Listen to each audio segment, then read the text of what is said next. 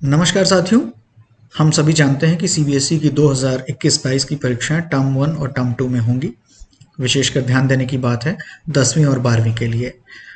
Term 1 की परीक्षाएं जो होंगी पूरी तरीके से एमसीक्यू बेस्ड होंगी, यानी ऑब्जेक्टिव टाइप क्वेश्चंस वहां पर आएंगे और इन परीक्षाओं की तैयारी करने के लिए स्टूडेंट्स के लिए और टीचर्स के लिए सैम्पल क्वेश्चन पेपर्स भी सीबीएसई की तरफ से जारी कर दिए गए हैं। इन सैम्पल क्वेश्चन पेपर्स को देखने के बाद में कुछ अलग सी चीज़ें निकल करके आती हैं जो कि हम इस वीडियो में बात करने वाले हैं, उन पर चर्चा करने वाले हैं। ये वीडियो जो होगा वो सीबीएसई स्कूल के पेरेंट्स के लिए, उनके स्टूडेंट्स के लिए, उनके टीचर्स के लिए और उनके प्रिंसिपल्स के लिए काफ़ी इंफॉर्मेटिव होने जा रहा है। तो आइए डिस्कस करते हैं।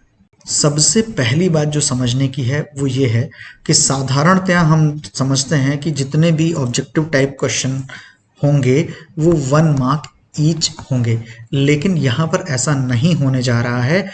कुछ क्वेश्चन पेपर्स ऐसे भी होंगे जहाँ पर ऑब्जेक्टिव क्वेश्चंस जो होंगे उनमें प्रत्येक में 1 नंबर नहीं दिया जाएगा, 1 मार्क ईच क्वेश्चंस नहीं होंगे।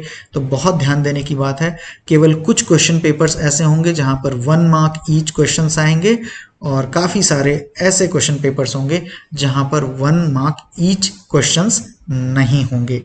ये बहुत ध्यान देने की बात है। अब देखते हैं कि कहाँ कहाँ पर 1 मार्क ईच ऑब्जेक्टिव क्वेश्चन आएंगे और कहाँ पर नहीं आएंगे। तो सीबीएसई क्लैरिफाई करता है कि मैथमेटिक्स जो है यहाँ पर 1 मार्क ईच क्वेश्चंस आएंगे और अंग्रेजी को छोड़ करके जितनी भी लैंग्वेजेस हैं वहाँ पर भी 1 मार्क ईच क्वेश्चंस आएंगे। तो इस तरीके से हम देखते हैं कि इंग्लिश का जो पेपर होगा उस इंग्लिश के पेपर में 1 मार्क ईच नहीं आएंगे। एंड लाइकवाइज अगर हम बात करें जैसे फिजिक्स हो गया या केमिस्ट्री हो गया या बायोलॉजी हो गया या अकाउंटेंसी हो गया, इस तरीके के जो सब्जेक्ट्स हैं वहाँ पर 1 मार्क ईच क्वेश्चंस नहीं आएंगे। तो ये सेकंड पॉइंट नोट करने का है कि गणित जो है, मैथमेटिक्स, चाहे वो 10th की हो या 12th की हो, कोई सी भी मैथमेटिक्स हो, वहाँ पर 1 मार्क ईच क्वेश्चंस आएंगे और अंग्रेजी को छोड़ करके बाकी सारी लैंग्वेजेस में 1 मार्क ईच क्वेश्चंस आएंगे। अब आगे बात करते हैं कि कितने कितने मैक्सिमम मार्क के क्वेश्चन पेपर्स आ सकते हैं और उनमें कितने कितने क्वेश्चंस अटेम्प्ट करने होंगे और depending on the number of questions attempted marks पर क्वेश्चन क्या हो सकते हैं। तो आप देख लीजिए कि 40 मैक्सिमम मार्क्स हो सकता है, 35 भी हो सकता है, 25 भी हो सकता है और 15 भी हो सकता है। अब देखिए नीचे जो टेबल दी हुई है, ये जो टेबल है ये बहुत इंपॉर्टेंट है सभी के लिए, टीचर्स के लिए भी और स्टूडेंट्स के लिए भी बहुत इंपॉर्टेंट है, क्योंकि जब हम खेल के रूल्स जान रहे होंगे तभी हम खेल में जीतने की संभावनाएं पैदा कर सकते हैं। तो जिस क्वेश्चन पेपर में 40 मार्क्स मैक्सिमम होगा वहां पर 50 क्वेश्चंस अटेम्प्ट करने होंगे, राइट? वहां पर 50 क्वेश्चंस अटेम्प्ट करने होंगे और मार्क्स पर क्वेश्चन होंगे 0.80। जहां पर 35 मैक्सिमम मार्क होगा वहां पर 50 क्वेश्चंस अटेम्प्ट करने हैं तो 0.70 मैक्सिमम मार्क होंगे पर क्वेश्चन। और दूसरी तरीके का भी क्वेश्चन पेपर आ सकता है जहां पर 40 मार्क्स का क्वेश्चन पेपर होगा और उसमें 45 क्वेश्चंस को अटेम्प्ट करना होगा और वहां पर मार्क्स पर क्वेश्चन होंगे 0.88। ये देखिए सभी 1 से नीचे जा रहे हैं, मार्क्स पर क्वेश्चन 1 के नीचे जा रहा है। 35 मैक्सिमम मार्क का क्वेश्चन पेपर भी आ सकता है और वहां पर अटेम्प्ट करने होंगे 45 क्वेश्चंस और मैक्सिमम मार्क पर क्वेश्चन होगा 0.77। फिर 25 मार्क्स का भी क्वेश्चन पेपर आ सकता है और वहां पर क्वेश्चंस अटेम्प्ट करने होंगे 40 और जब 40 क्वेश्चंस अटेम्प्ट करने होंगे तो मैक्सिमम मार्क्स पर क्वेश्चन होंगे 0.625। और इसी तरीके से 15 मार्क्स का अगर क्वेश्चन पेपर है मैक्सिमम मार्क्स का तो वहां पर अटेम्प्ट करने होंगे 25 क्वेश्चंस और मैक्सिमम मार्क पर क्वेश्चन होगा 0.60। अब समझने की बात यह है कि ये कैसे पता चलेगा कि किस सब्जेक्ट में मैक्सिमम मार्क कितना है और नंबर ऑफ क्वेश्चंस अटेम्प्टेड कितने होंगे।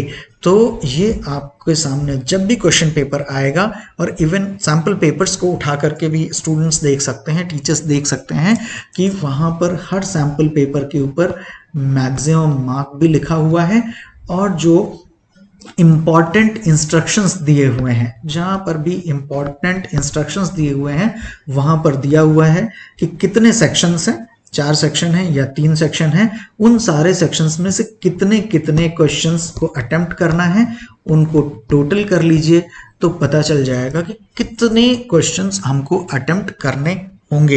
एक बार मैं फिर क्लियर कर देता हूं कि मैक्सिमम मार्क जो होगा वो क्वेश्चन पेपर पर दिया होगा, और साथ ही साथ जो इंस्ट्रक्शंस दिए होंगे उन इंस्ट्रक्शंस में ये भी दिया होगा कि आपको कितने टोटल क्वेश्चंस अटेम्प्ट करने हैं।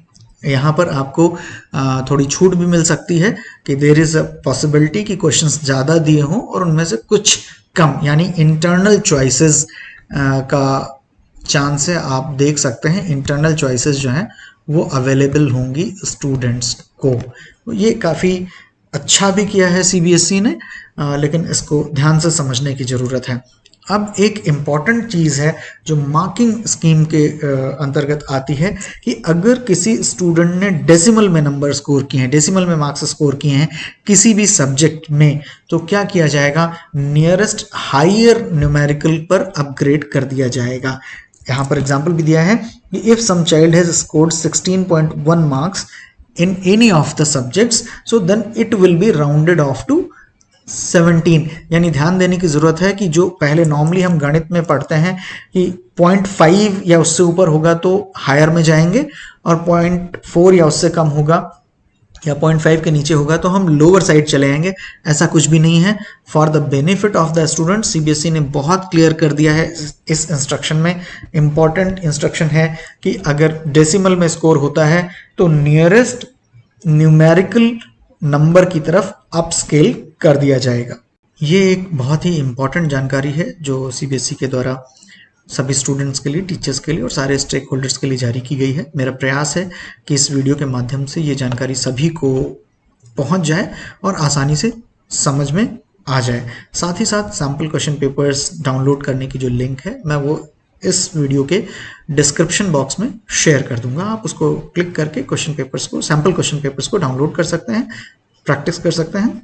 आशा करता हूँ, उम्मीद करता हूँ कि इस वीडियो के द्वारा दी गई जानकारी आपके लिए लाभकारी, हितकारी होगी, और महत्वपूर्ण जानकारियों के लिए जुड़े रहें हमारे YouTube चैनल सीबीएसई बाबा महासा के साथ में। देखते रहें और सुनते रहें। संग्राम सिंह को जय हिंद।